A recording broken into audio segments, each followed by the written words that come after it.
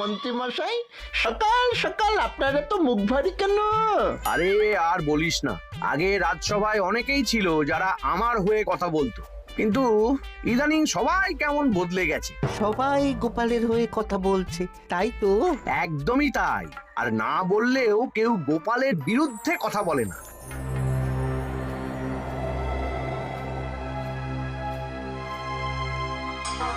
কি মন্ত্রী মশাই, আজকাল তো আমার কথা আর মনেই পড়ে না, ভুলে গেছেন নাকি? আরে না না ভগবান, তুমি হলে আমার তুরুপের তাস। ঠিক সময়ে ঠিক সুযোগ এলে তোমাকেই ডাকবো। একটু দেখবেন। হ্যাঁ, আরে নিশ্চয়ই নিশ্চয়ই। এই চলি রে, আবার রাজসভায় যেতে হবে।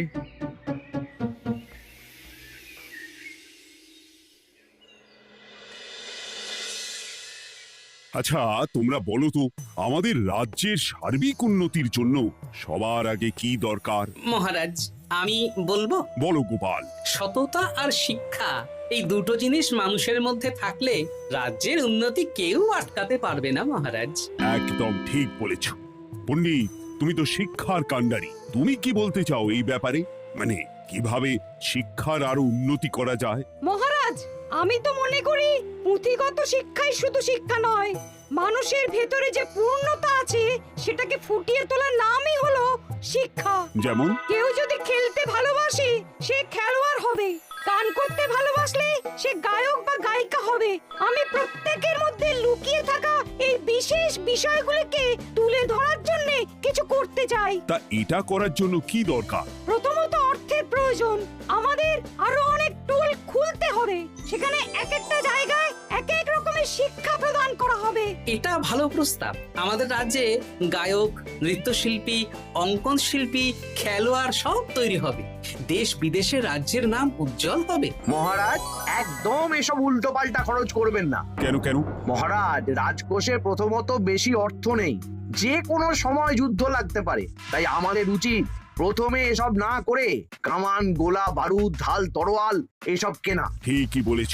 কদিন ধরেই শুনছিলাম সীমান্তবর্তী এলাকায় ইংরেজ সেনারা নাকি ঘুরঘুর করছিল। পণ্ডিত মশাই, আপনার এই সব পাণ্ডিত্য অন্য জায়গায় ফলাবেন কেমন? এসব করে লাভের লাভ কিচ্ছু নেই। কাউকে যদি ইংরেজরা গুলি করে সে কি গান শোনাবে? হ্যাঁ, মন্ত্রীর কথায় যুক্তি আছে। মহারাজ, আপনি বরং পণ্ডিত মশাইকে কিছুদিনের জন্য ছুটি দিয়ে দিন। পণ্ডিত মশাইয়ের মাথার একটু বিশ্রাম দরকার। হ্যাঁ পণ্ডিত, তুমি বরং দিন 15 জন্য তীর্থে ঘুরে এসো। যথা আজ্ঞা মহারাজ।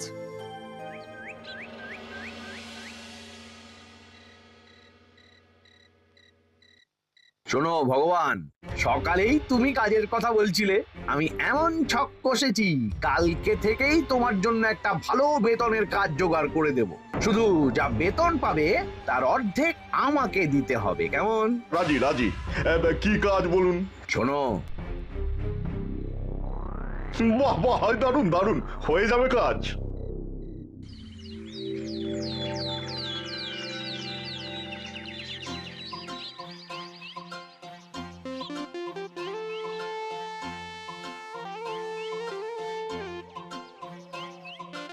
এই সকাল সকাল রাস্তায় ঘুরঘুর করছিস কেন? পড়াশুনো কি শিখেই তুলে দিয়েছিস? পণ্ডিত মশাই তীর্থে গেছেন, এখন আমাদের ছুটি। দুপুর বেলা ভাত, রাতের বেলা রুটি।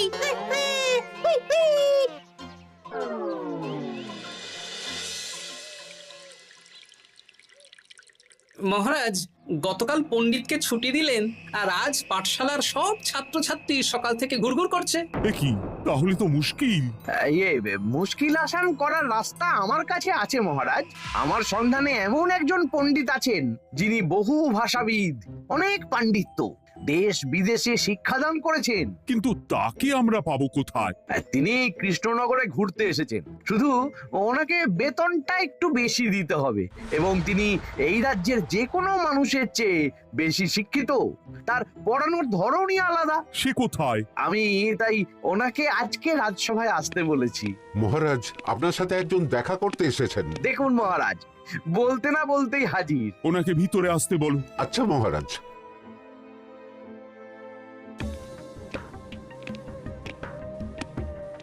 প্রণাম কৃষ্ণচন্দ্র, আমাকে আপনার মন্ত্রী ডেকেছেন, তাই এলাম। মন্ত্রীর সাথে কথা হয়েছে আমাদের রাজ্যের শিক্ষার উন্নতির ব্যাপারে। আমাদের মানে আপনি কি এই রাজ্যের?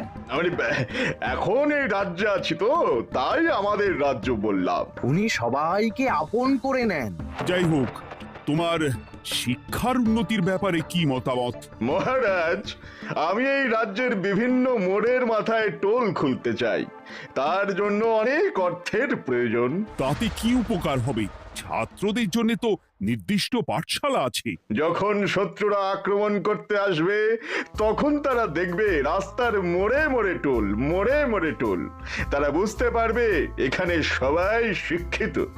আর শিক্ষিত লোককে ক্ষমতার অধীনে রাখা কঠিন, যুদ্ধে জিতলেও শাসন করা মুশকিল। কারণ অশিক্ষিতকে বোকা বানানো সহজ, কিন্তু শিক্ষিতকে বোকা বানানো কঠিন। নতুন পণ্ডিত একদম ঠিক কথা বলেছে। কোনো বাইরের রাজা বা শত্রু আক্রমণ করার আগে 5 বার ভাববে। এই সেরেছে। গতকালই মন্ত্রী বলছিল শিক্ষার দরকার নেই, অস্ত্র কিনুন, আর আজকেই শিক্ষার পক্ষে কথা বলছে। ব্যাপারটা কেমন সন্দেহজনক, নজর রাখতে হচ্ছে। বেশ, আমি তোমার এই শিক্ষা সম্প্রসারণের প্রস্তাবে রাজি। মন্ত্রী, তুমি এই প্রকল্প দেখভাল করবে। আচ্ছা, কত খরচ হতে পারে একটা হিসেব করে আমাকে জানিও, আমি দিয়ে দেব। আচ্ছা মহারাজ, আপাতত 500 মোহর দিয়ে রাখুন, পরে যা লাগবে বলে দেব। উফ, সকালে এক পত্তন বাজার, বিকেলে এক পত্তন বাজার, আর পারি না। আরে হাত চালাও, হাত চালাও। বাবা, কাজ শুরু হয়ে গেল। হ্যাঁ, আর ছাত্রদের পাঠশালার কাছে যেতে হবে না। পাঠশালা ছাত্রদের বাড়ির কাছে চলে আসছে। যেখানে সেখানে পাঠশালা। এ তো যেখানে সেখানে শিক্ষা। ঠিক বলেছো। আজ থেকে আমি আর নতুন পণ্ডিত চালু করছি। ধরো শিক্ষা, মারো পেরে। শিক্ষাকে ছাত্রছাত্রীদের মধ্যে গেঁথে দিতে হবে। এতদিন জানতাম ধরতক্তা মার পেরে, এখন বদলে যাবে। কিন্তু একটা পণ্ডিত এতগুলো পাঠশালা একা সামলাবে কি করে? খেপে খেপে, মানে সকাল 6টা থেকে 7টা একটা জায়গায়, পরে 7:30 থেকে 8:30 আরেকটা। এইভাবে বিভিন্ন জায়গায় পণ্ডিত ঘুরে ঘুরে শিক্ষাদান করবেন। না, ব্যাপারটার উপরে মহারাজকে নজর রাখতে বলতে হবে। মহারাজ, আমার মনে হয় এই পাঠশালায় আগামীকাল থেকে কেমন পড়াশোনা শুরু হবে, আপনার সেদিকে একটু নজর রাখা উচিত। হ্যাঁ, দেখি আগামীকাল সকাল সকাল বিভিন্ন পাঠশালায় গিয়ে নজর রাখবো। আর হ্যাঁ, আমাকে নতুন পণ্ডিত একটা তালিকা দিয়েছে, কোন পাঠশালায় কখন পড়াবে সেটার তালিকা। আমিও যাব আপনার সাথে।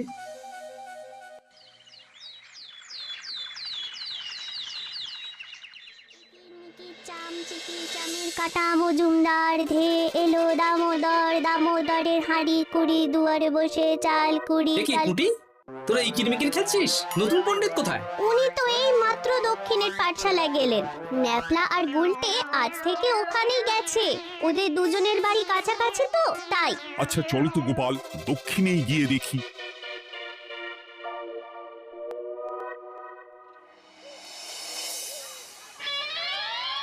দেখি এখানেও তো নতুন পণ্ডিত নেই। নতুন পণ্ডিত মশাই আমাদের একের নামটা মুখস্থ করতে দিয়ে চলে গেলেন। একের নামটা? এসব কি হচ্ছে? শিক্ষার নামে অর্থের জলাঞ্জলি মহারাজ। না, আজই রাজসভায় এর বিচার হবে। মন্ত্রী, আমি যা দেখলাম তাতে শিক্ষা তো কদিন পরে লাটে উঠবে। আমার এক ভাগ্নি তো আজ পাঠশালায় গিয়ে লুকোচুরি খেলেছে। নামমাত্র পড়াশোনা আর বাকি সময় খেলা, এভাবেই বয়ে গেল বেলা। মন্ত্রী, এই তোমার নতুন পণ্ডিতের দৌড়। মহারাজ, একজনের পক্ষে এতগুলো পাঠশালায় শিক্ষাদান তো সম্ভব নয়। তার জন্য তো আরো পণ্ডিতের প্রয়োজন, আর তার জন্য চাই আরো অর্থ। আবার অর্থ? শুধু মহারাজের অতিরিক্ত অর্থ খরচ হবে বলে আমি আগে এই প্রস্তাবটা রাখিনি। বেশ, তা আর পণ্ডিত কোথায় পাবে? আমাদের নতুন পণ্ডিতের কাছে অনেক পণ্ডিতের সন্ধান আছে। উনি একটা হাঁক মারলেই সব চলে আসবে। বেশ, তাহলে তাই ব্যবস্থা করো। এভাবে শিক্ষার অবনতি আমি চোখে দেখতে পারবো না। আরো 300 মোহর লাগবে। পেয়ে যাবে। উফ, এ তো দিনে দুপুরে ডাকাতি। ব্যাপারটা ধরতে হবে। কিছু একটা ঘোট তো আছেই। আর নতুন পণ্ডিতদের যদি কোথাও একটু থাকা খাওয়ার ব্যবস্থা করা যায় তাহলে ভালোই হয়। রাজবাড়ির অতিথিশালা তো আছেই, ওখানেই না হয় ব্যবস্থা করে দেব।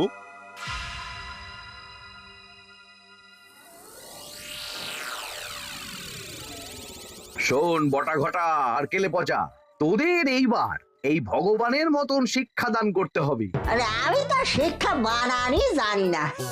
সে না জানলেও হবে, শুধু দাড়ি গোফ লাগিয়ে নকল পণ্ডিত সেজে কালকে থেকে পাঠশালায় যেতে হবে। কাকে কোথায় যেতে হবে সব আমি বুঝিয়ে দেব। আচ্ছা,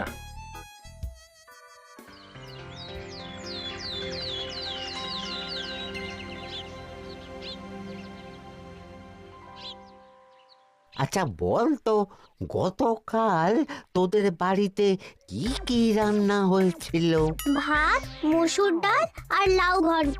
লাউ ঘন্টের মধ্যে চিংড়ি ছিল? না। তা আজকে কি রান্না হবে? আজকে সকালে বাবা বাজার থেকে পাকা কাতলা এনেছে। কাতলা মাছের পাতলা করে ঝোল হবে। আর তোর? আমাদের আজ নিরামিষ, এই কবজি ডুবিয়ে সবজি ভাতি খেতে হবে। বেশ।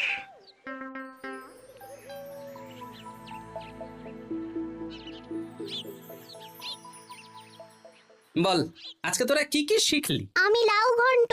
আমি সবজি ভাত। আমি কাতলা মাছ। কি বলছিস কি? আজকে তো পাঠশালায় এই সব আলোচনাই হয়েছে। এবারে ব্যাপারটা একেবারে সহ্য সীমার বাইরে চলে যাচ্ছে। দাদু, আমাদের আগের পণ্ডিত মশাই ভালো ছিলেন। উনি কোথায় চলে গেলেন? মন্ত্রী মশাই ছলে বলে কৌশলে ওনাকে তীর্থে পাঠিয়েছেন। না, এখন আমাকে মন্ত্রী মশাইয়ের উপরে নজর রাখতে হবে।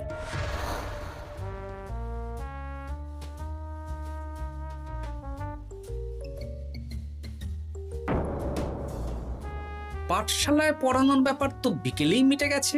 রাজবাড়ির অতিথিশালায় না গিয়ে নতুন পণ্ডিত মশাইরা এদিকে আবার কোথায় যাচ্ছেন? সাথে মন্ত্রীও আছেন, ব্যাপারটা নজর রাখতে হবে। তাড়াতাড়ি চল। চলুন চলুন। এদিকে তো বটা ঘটার বাড়ি, এদিকে মন্ত্রী মশাই কোথায় যাচ্ছেন?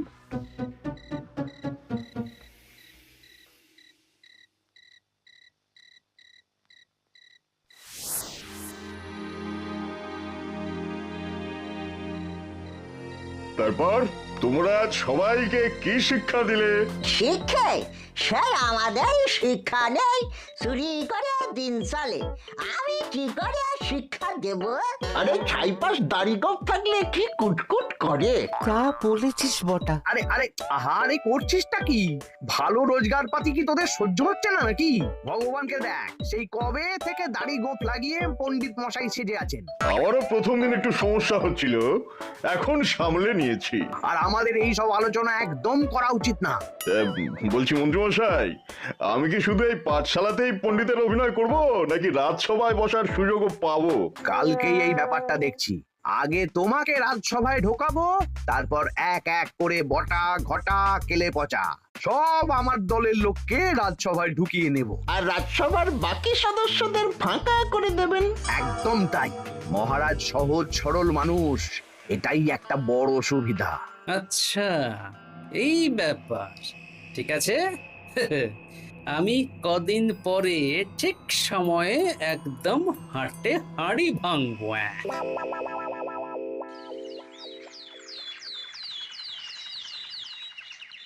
তাহলে মন্ত্রী, আর কোনো সমস্যা নেই তো? না না মহারাজ, এখন আর কোনো সমস্যা নেই। দেখবেন এই ধরশিক্ষা মারপের এক প্রকল্পের নাম চারিদিকে ছড়িয়ে পড়বে। আমার তো মনে হয় একটু পাঠশালাতে বিজ্ঞান নিয়েও আলোচনা করা উচিত। হবে হবে, সব হবে। এখনো সব বাচ্চারা অজ্ঞান হয়ে আছে। আগে শিক্ষায় জ্ঞান ফিরুক, তারপরে না হয় বিজ্ঞান নিয়ে আলোচনা করবে। বিজ্ঞানী তো প্রস্তাবটা খারাপ রাখেনি। তুমি কি বেশি বোঝো? তাহলে তুমিই তো বিজ্ঞান শেখাতে পারো। আমি কবিরাজি শিক্ষা দান করতে পারবো। তোমার কবিরাজি শিখতে কেউ রাজি নয়, চুপ থাকো। আহ, দেখাই যাক না বাচ্চারা কেমন শিক্ষা লাভ করে। মহারাজ, বলছি কি, আমাদের পণ্ডিতের আসনটা তো ফাঁকাই পড়ে আছে। এখন যখন নতুন পণ্ডিত এসেই গেছেন, তাহলে ওই জায়গায় ওই তো বসতে পারে। কিন্তু পণ্ডিত তো তীর্থে গেছে, অবশ্য কদিন পরেই ফিরে আসবে। ও আসুক, তারপর না হয় আলোচনা করে একটা সিদ্ধান্ত নেব। পণ্ডিত মশাই না হয় এসে পুজো পাঠটাই করুক, কিন্তু রাজসভা এরকম ফাঁকা থাকলে কেমন একটা লাগে। বেশ, তাহলে তাই হোক। কালকে থেকে নতুন পণ্ডিত আমাদের পুরনো পণ্ডিতের জায়গায় বসবে। এইভাবে রাজসভা ফাঁকা করে যেতে হবে, তাহলে একদিন সবাই আমার পক্ষেই কথা বলবে, আর শেষে রাজাকেই সরিয়ে দেব।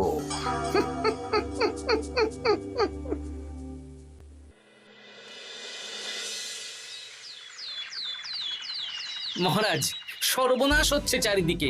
চলুন চলুন, আমি পুরো বিষয়টা ধরে ফেলেছি। কি ধরে ফেলেছো? শিক্ষার নামে ষড়যন্ত্র চলছে মহারাজ। রাজসভায় চলুন, সব বলছি। আচ্ছা আচ্ছা, আসছি। হ্যাঁ বলো গোপাল, তুমি কি বলছিলে শিক্ষার নামে ষড়যন্ত্র নাকি? মানে গোপাল মস্করা করছে নাকি? রাজ্যে দারুণ শিক্ষাদান চলছে। মহারাজ, আমি দেখে ফেলেছি আমাদের নতুন পণ্ডিত আসলে কোনো পণ্ডিত নন।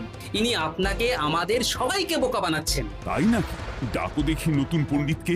এই তো মহারাজ, আমি চলে এসেছি। এই তো, ইনি বদমাশি করছেন, শিক্ষার্থীদের ভবিষ্যৎ নিয়ে খেলছে। এই বল, আসল কথাটা বল। কি বলবো, এসব ভাড়ামো বন্ধ করো গোপাল। না বললে আমি কিন্তু ধুতি খুলে দেব। এই এই আরে কি হচ্ছেটা কি? এই এই এই এই সরো তো, সরো সরো। ব্রুম, ব্রুম, ব্রুম, কি হলো? কি হলো? বুম, ব্রুম, জব্রুম।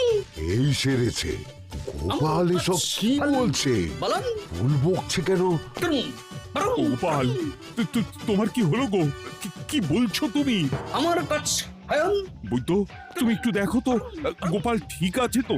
এই যে নতুন পণ্ডিত, তুমি তো অনেক ভাষা জানো, তুমি বুঝতে পারছো? মহারাজ, আমি দেখছি গোপালের মনে হয় বিশ্রামের প্রয়োজন। এই এই, তোমরা কয়েকজন মিলে গোপালকে রাজবাড়ির অন্দর মহলে নিয়ে চলো। চলুন, আমি যাচ্ছি। ওহো, গোপালের কি হলো? মাথায় লেগে গেল? ভাষা চলে গেল? সব এই নতুন পণ্ডিতের জন্য।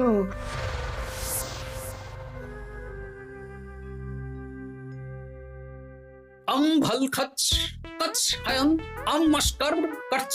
মহারাজ, আমার মনে হচ্ছে গোপালের বাইরে থেকে কিছু হয়নি, ভিতর থেকে কিছু হয়েছে। নারী স্পন্দন, হৃদস্পন্দন সব ঠিক আছে। আমার বড় যাব ভ্রম। কিন্তু গোপাল কি ভাষা বলছে বোঝা যাচ্ছে না। নতুন পণ্ডিত, একবার চেষ্টা করে দেখো না। আমার কাছে হয় না। এসব তো আমি কিছুই বুঝতে পারছি না মহারাজ। আপনি যে এত দেশ বিদেশে ঘুরেছেন, আপনি বুঝতে পারছেন না? এ আমার এখতিয়ারের বাইরে। তোমার বাকি পণ্ডিতদের নিয়ে আসো তো, যারা পাঠশালায় পড়ায়। আমি বুঝতে পারছি না, বটা ঘটা কেলে পচা কি বুঝবে? আমার বড় যাব ভ্রম। চপ করো ঘট, নল খব মরব। কিছুই তো বুঝতে পারছি না। রাজসভায় কাউকে না দেখতে পেয়ে এখানে এলাম। ওই তো আমাদের পুরনো পণ্ডিত চলে এসেছে। শুনলাম গোপালের নাকি কি হয়েছে। এই পণ্ডিত, তুমি দেখো তো গোপালের নতুন ভাষা উদ্ধার করতে পারো কিনা। কি গোপাল, তুমি কি ভাষায় কথা বলছো? আমার মতর ভাষ কথা বলো। ওই দেখো আবার কি সব বলছে। আমো বোঝো তো পড়ছো, সবার সাথে মস্করা করছো। তমো ঠক ধরছ। হ্যাঁ, এই পণ্ডিত, এটা কি ভাষা? ঘাবড়াবেন না মহারাজ, এটা পাতি বাংলা ভাষা। বাংলা ভাষা? গোপাল শুধু আকার ইকার উকার আর বেশিরভাগ স্বরবর্ণ বাদ দিয়ে কথা বলছে। মানে গোপাল তম কছ কছ বলো। আমার নাম গোপাল ভর। মহারাজ, গোপাল বলল আমার নাম গোপাল ভর। আমার অত বকনা মহারাজ। এর মধ্যে আকার ইকার উকার এসব বসিয়ে দেখুন তো কি হয়। আমার নাম গোপাল ভাঁড়। আমার নাম গোপাল ভাঁড়। অত, আমি অত, বকা বোকা, নই মহারাজ। মহারাজ আমি অত বোকা নই মহারাজ। এই তো সুন্দর ধরে ফেলেছেন। কি কেমন দিলাম? দেখলে আমাদের রাজ্যে মন্ত্রী ধরে আনা পণ্ডিতের পাণ্ডিত্য। সব এক একটা গাধা। হ্যাঁ এ কি ভগবান, বটা ঘটা কেলে পচা। মহারাজ এখান থেকে কি বুঝতে পারলেন? কি? শিক্ষার বাইরেও অন্যভাবে সমস্যার কি করে সমাধান করা যায়, তাও শুধুমাত্র উপস্থিত বুদ্ধি দিয়ে, যেটা আমাদের রাজপণ্ডিতের আছে। তা তো দেখতেই পাচ্ছি। আর সেই জন্যেই মন্ত্রী ওনাকে সরাতে চেয়েছিলেন, আর কিছুদিনের মধ্যে সব সভাসদদের সরিয়ে দিতেন। আমি সব মতলব শুনেছিলাম, আর এই দিনটার জন্য অপেক্ষা করছিলাম। আজকেই তো পণ্ডিতের তীর্থ থেকে ফিরে আসার কথা। তাই আজকে এই ছোট্ট নাটকটি করলাম। এবার মন্ত্রী আর এই 4 জন নকল পণ্ডিতকে আচ্ছা করে কারাগারে গিয়ে ধোলাই দাও। ধোলাই হলো ওনাদের জন্য উপযুক্ত এবং উচিত শিক্ষা।